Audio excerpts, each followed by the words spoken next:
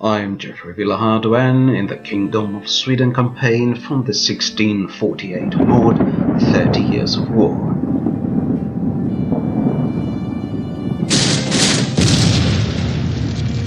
Gustafsson had been besieging Leipzig when a massive relief force appeared under Franz the Scarred, a general with more stars even than Wallenstein. Arvin Christian Salvius is married to Robert Monroe's sister, Edeltrode Monroe. Our architects are busy building useful buildings across our dominions. Our income is hovering between 60 and 70,000 golden coins a month. Franz the Scarred is in for a big surprise. Having crashed Wallenstein's armies, our king marches to Leipzig. Gustafsson comes to his aid. Franz the Scarred was obviously not prepared for this surprise. He has only brought a single company of pikemen, and although he has a good number of cavalry and musketeers, a quarter of his force is made up of other generals and their bodyguards. I wish it was possible to mod the AI armies so that they have only one general per army. As it is, among the generals is Graf Montecuculi. Let us hope he makes it through the battle. Gustafsson's reinforcements were not really needed and will not take part in the battle. The main force under our king has deployed, and the Swedish formation, the enemy cavalry has been skirmishing ahead of the enemy infantry, and here one of their troops of cavalry has been routed. The gunshot smoke in the distance is the position where the enemy generals are deployed. The infantry is still lagging behind. You can see some of the approaching infantry in the distance. The enemy generals have come under fire from our artillery and our muskets.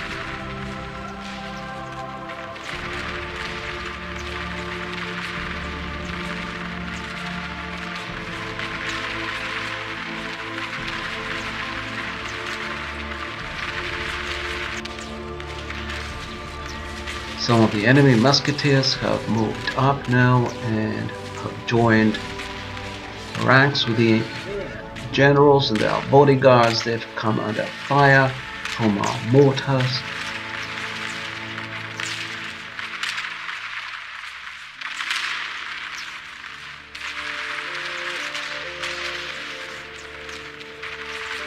The mortars bellow out, and already an enemy general has been slain.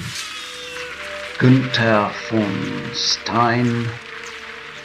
And witness this madness. The AI has gathered all the enemy generals, all of them together. They cannot fire, they have no reason to be here. They have robbed out like this. A perfect target for our artillery.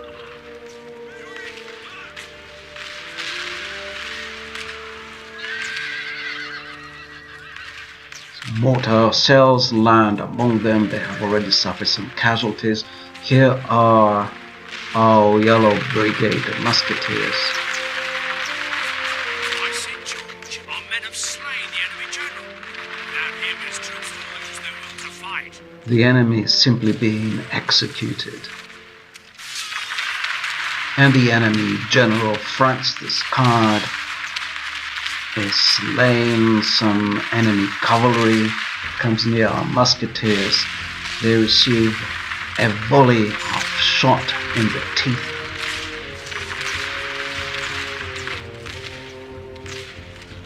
And another volley.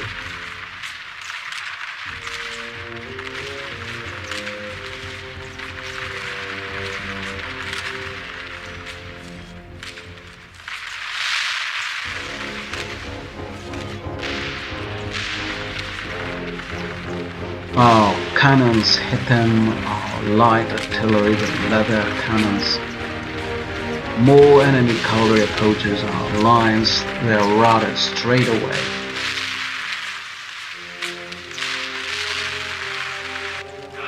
And finally, the enemy pikemen move forward.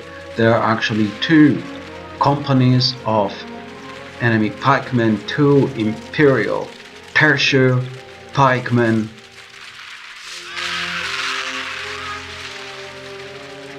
Only half the enemy force remains. They are hit by our artillery.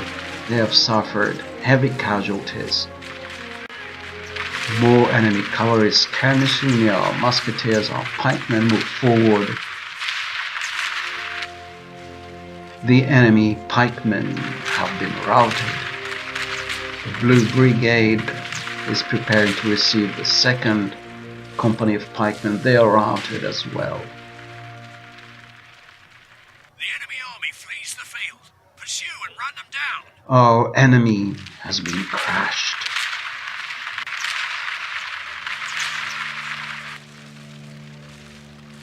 So we surprised the army that surprised us.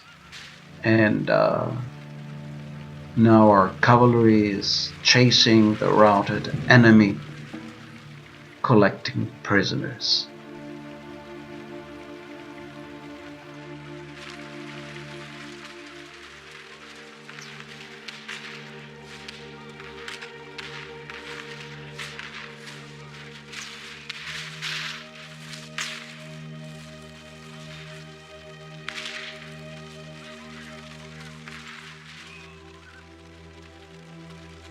This is a clear victory. Our king is once again victorious. The siege of Leipzig is renewed. The battle was won with minimal casualties. Our enemy lost 10 times as many men. Our musketeers excelled once again. The prisoners were offered for ransom. The Kaiser did not ransom our prisoners, so they were pressed into Swedish service.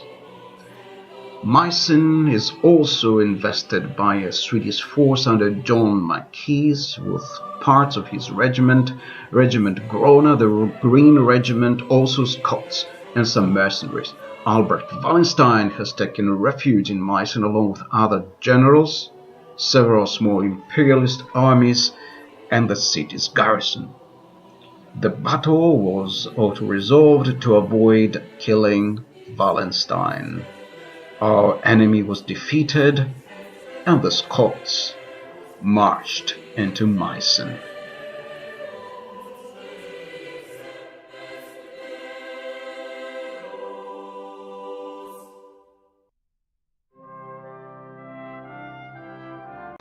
Meissen, one of the most important cities in Saxony, is occupied.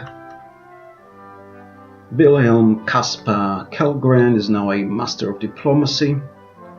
Lifting the fog of war reveals a strong Austrian presence in Saxony, except that Brunswick still holds Greiz and Plauen. The Kaiser has captured Munich, the Bavarian capital. The Ottomans are besieging Raab in Austria. The Transylvanians of Bethlen Gabor are still alive and kicking in Bohemia. Another one of our diplomats is a master of diplomacy. And let us now have a good look at the balance of alliances. Despite this campaign being on very hard, we have 14 allies, all the Protestant factions and France. The Kaiser, on the other hand, who had started with a great alliance of most Catholic factions, only has Poland, Lithuania, and the Archbishopric of Trier still fighting on his side. How did the AI manage this? Bavaria has even turned against him, and the capture of Munich by the Kaiser will ensure that their enmity will continue. Victor Amadeus von Jülich-Kleefenberg suppresses a minor rebellion in Prussia without any casualties save for a horseman who fell off his horse and broke a tooth after his horse tripped on the dead bodies of the rebels.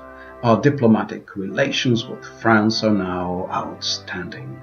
Among other useful buildings improved, barracks are built at Dessau and Torgau in Saxony. The Masons' Guild has built us a place of worship as a present to our king for his championing of our just cause and for repairing the stone Masons' Guild in Meissen. We have reached an uneasy balance with the Kaiser while remaining the largest faction. Having taken Meissen, now comes the turn of Leipzig. Gustav Adolf, Gustav Gustafsson, Gustav Horn, and the Saxon Prince Rudolf assault the walls behind which the Austrian Prince Ferdinand has barricaded himself. The remnants of the last battle attempt to relieve the siege. Our armies, far superior now to those of our enemy, prevail. Our armies march victorious into Leipzig. 9 more regions need to be taken to win the campaign. Despite our victories, our strength has been dented as our enemy can more easily raise new armies. The Polish-Lithuanian Commonwealth besieges Torn, a city in Poland held by the Protestant Union. The Polish king, Sigismund Vasa the Malevolent, once again besieges Riesa near Wohlau. He fails to take Riesa and abandons the siege with heavy casualties. Roderick Jagiellonian is besieged in Strasbourg by a large Polish army under Tadeusz Wallenstein. The enemy is defeated and is forced to lift the siege. By the grace of God, our foe is utterly vanquished. Let all who remember this day remember it as the day of our most glorious victory.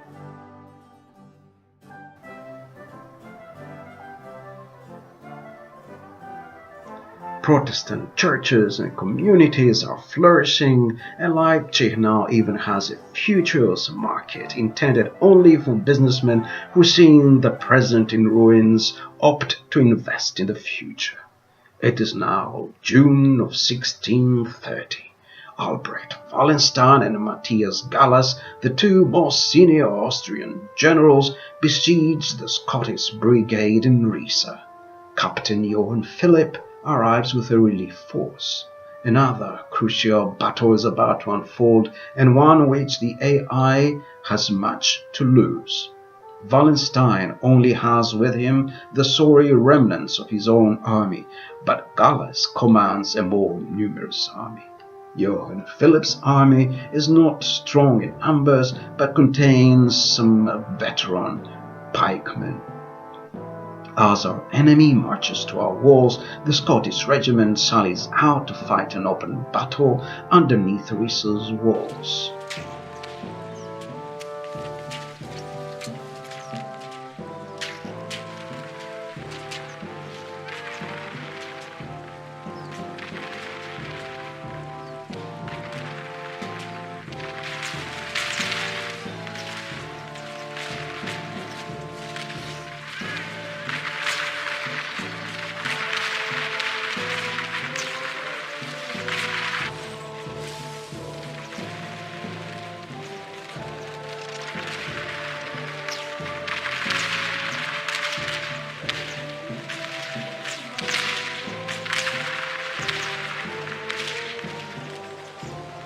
Albrecht Wallenstein, Matthias Gallas, and even Leopold of Auhaupt are slain. This is what happens when battles cannot be auto-resolved. It would have been too boring to continue the campaign with the 2 top imperial generals dead, so the battle was fought over again from the start. Once again, I went back to the pre-battle save and started the battle again. This time the imperial generals got the idea and stayed a safe distance away. So finally, let the siege of Riesa begin. As the relief force arrives, the enemy General Matthias von Sachsenburg is killed. The relief force deploys outside the city along with many of the Scots of the garrison who sally out to join them. Our enemy marches towards us. They are being attacked with grenades from the walls. They are being fired at from the relief force.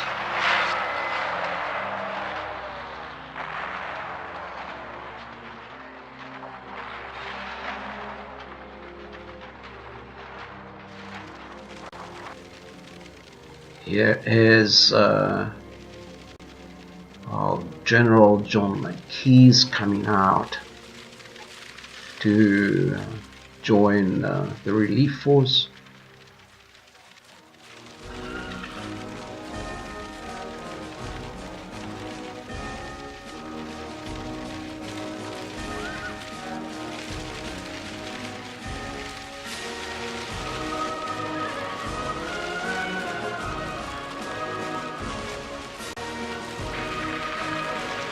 And once again the Scottish musketeers are firing at the enemy in the distance.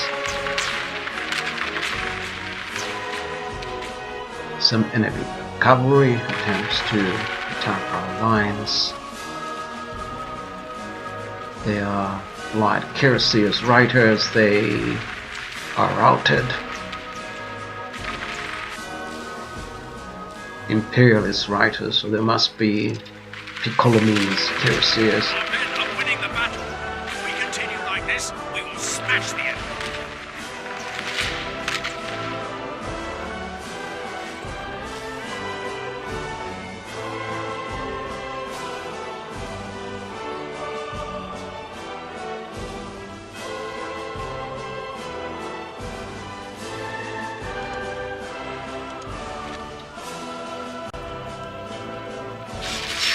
Our enemy is skirmishing unsuccessfully, as it usually happens in sieges, especially when the defending army sallies out.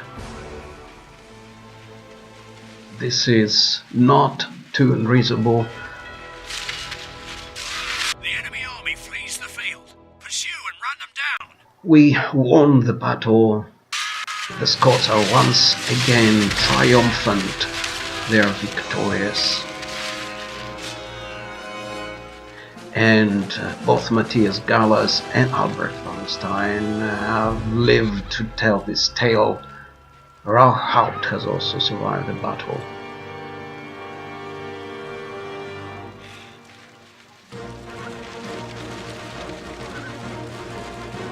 Here's John MacKayes and possibly Robert Monroe. They both sallied out.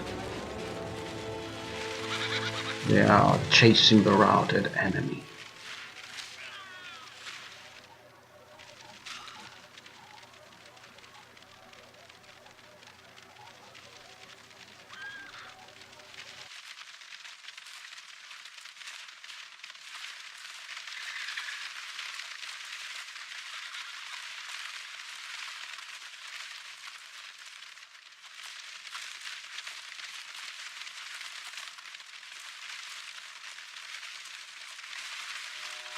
All of Christendom will be awed by the victory we have won here today. So, victory on this day, another glorious victory. Riesa has been saved from Wallenstein. We won this battle with minimal casualties. Our two generals, Robert Monroe and John MacKayes, captured hundreds of enemy soldiers as prisoners. The prisoners were offered for ransom. The ransom was not accepted. They were present in Swedish service. Our generals gained in rank, and Wallenstein, with just 2 or 3 men, retreated towards Dresden. Gustav Adolf, on his way to Leipzig, attacked 2 small enemy armies and chased them away, winning an easy victory. He was brutally scarred because it was auto-resolved, the battle was auto-resolved. Not to waste time. In the meantime, one of our generals has laid siege to Liegnitz, which is defended by a tiny garrison. Will, sire. To battle it is then, sire. And Liegnitz is captured.